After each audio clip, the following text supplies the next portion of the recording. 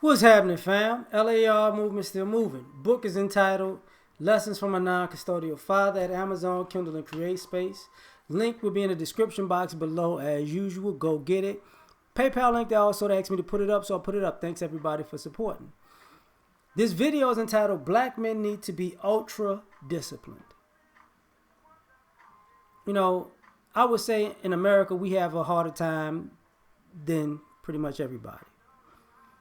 And we have to be ultra disciplined, because just as far as success is concerned, when you look at stories that black men say who've made it, the path that they've taken, and you look at people who aren't black men, all counterparts who are not black men, and the path that they've taken, you don't really hear.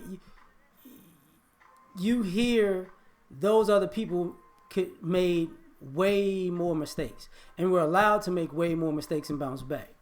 And with the black men, it was like they had to be excellent for a very long, extended period of time, past the people who were non-black men who had wound up being successful. Like even on this platform, you know, there are a lot of people who've, you know, grown very quickly and got to, you know, great heights, doing relatively not that much. But you have a lot of brothers who put out lots and lots and lots and lots and lots of material for a long extended period of time before anything happened. Like, people forget it. Like, I still watch Cali Muscle. Cali Muscle had been on YouTube for years making a whole lot of workout videos, and before he got, like, I think it took a while. I mean, I'm happy for him, don't get it twisted, but I remember when the CT Fletcher blew up, it was the I Command You to Grow. You know, that went viral. But when you look at CT Fletcher's story, he was already like a weightlifting champ. He was a weightlifting champ, a working man, family man. So he did all of that and wound up getting sick and bouncing back from that. How can I say this? Bouncing back from that and becoming a trainer, and then working his way into that, and look at, you know, what he created, and the people under that, you know, like Mike Rashid, Rob did it, you know what I'm saying? Bolo, you know, it was Bolu, I forget which one, I'm sorry if I'm wrong. But what that took, because I actually know somebody who actually worked with him when he was working, because I know people from that area, you know, and like, he's a really nice, cool guy.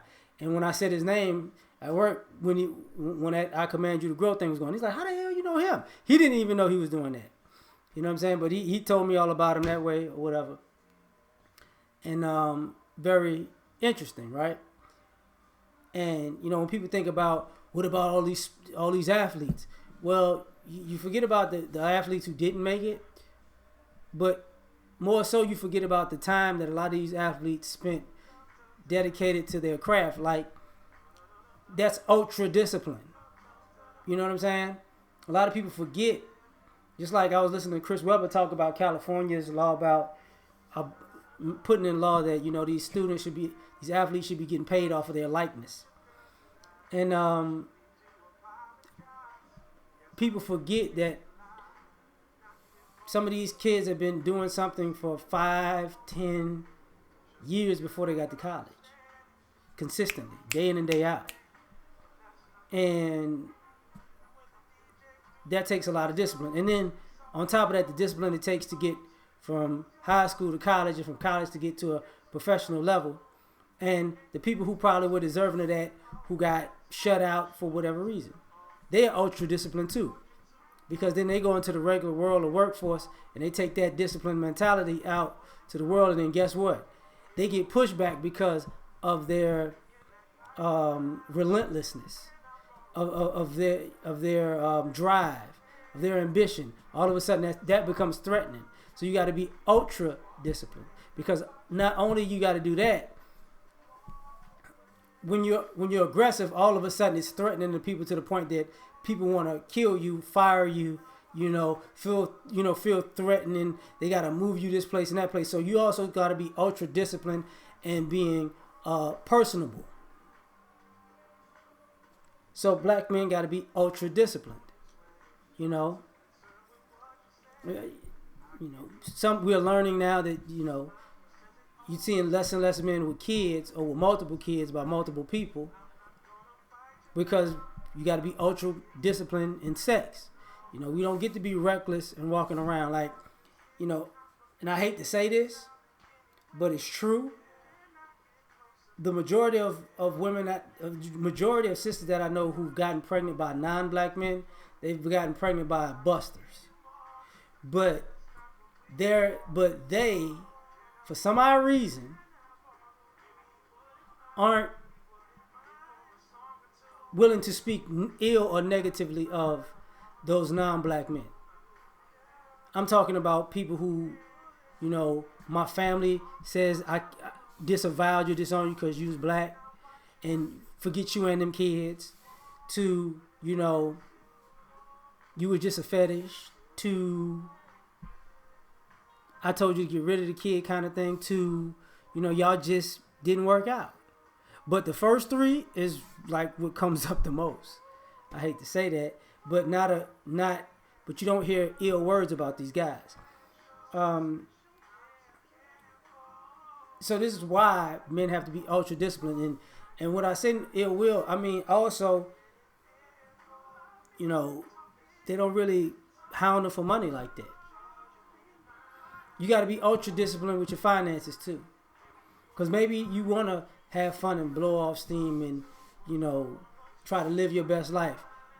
You're not going to have the support system as other people in other groups. Other people may be able to go to their family or their, or their friends, or they might have a coworker who teaches them the ropes of this, that, and the third, so they know how to make money and stash money, or somebody to teach you how to make a passive income. That's not with us. You got to be ultra disciplined. That if you come across that, you're lucky. So black men need to be ultra disciplined. Now you got to be ultra disciplined in your health, because I would say we probably have the most health issues because I would think we have the most health issues because we deal with the most stress. Everybody says they're stressed out, but they can't deal with a week being a black man. Except, I would say, Native Americans. You know what I'm saying? But, so you got to be disciplined about your health, because if you let it go, truth be told, it's already been put out there that the hospitals, doctors, nurses are not going to, really view your health as a big of a deal, or fixing your health as a problem, because we're viewed as less than. So even in some ways, when we come across hospitals, me personally, when I go to doctors, I don't even think they go be in my best interest. I'm just going for the physicals, and you need to whatever, doc. You're like, I'm just an experiment to you. You don't give a shit. That's how I look at it. I'm sorry, and and most of the guys I know the same way, unless if you're in relatively good health. But even when you're in bad health, they're like, man, I'm just a guinea pig to these people. And my grandmother felt the same way. So I'm not saying it doesn't happen to other people, but I'm saying, or even to black women, because that does happen. But you got to be ultra disciplined, because it might take you longer to get to the mountaintop. And depending on, the situation, it might take you longer to get there, so you might be able to reign longer, or people might wind up forming like Voltron to get you off expeditiously. You get what I'm saying? So you got to be ultra disciplined.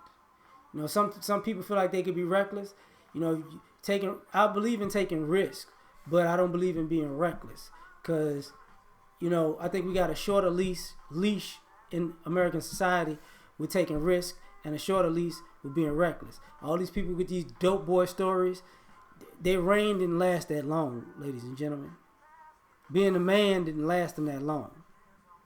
It's a great story to tell because they ain't been a man ever since, but they wasn't the man but maybe a couple years, you know.